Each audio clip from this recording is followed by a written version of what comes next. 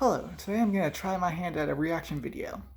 This week, YouTube provider Clockwork Highlander posted a video, the MCU Avengers versus the Z Fighters, who would win? And the link will be in the description down below. And while Clockwork Highlander is one of my favorite YouTube providers, he does have a certain issue with the Dragon Ball world when it involves bringing characters from other franchises into it for his What If series.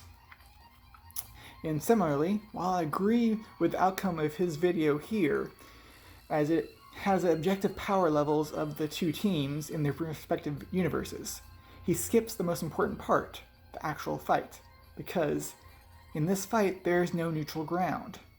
See, these two universes work on very different rules of nature. The MCU, for example, does have magic and ki, but they follow a very pseudoscience rules. It's a hard magic system, similarly with their realistic physics. The physics isn't quite 100%, but it's closer. So they have friction, something that the Z Fighters have never actually anticipated. So you can see the Goku suddenly being unable to use his ki to his full potential and unable to move very fast because friction can burn very hard, as everyone knows. I'd still say that the Z Fighters would be victorious in this fight, but it wouldn't be the cut and dry match as it was in just neutral speech. Now, on the similar case, we have the Dragon Ball universe, if the Avengers found themselves there. Now, in this case, the lack of limits of that universe would apply to the Avengers in this case.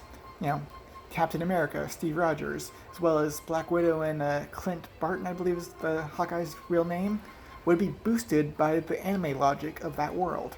Their willpower would equal strength. Not quite up to par with most of them, but I think they might actually be able to beat Yamcha with their willpower.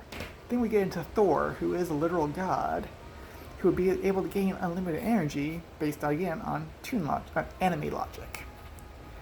And then we finally have the MVP of the Avengers, the Hulk, who would get rage boosts.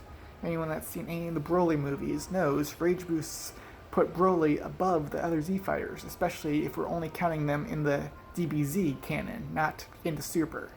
As, Broly in Super beats all the other Vegeta and Goku, even with God Ki.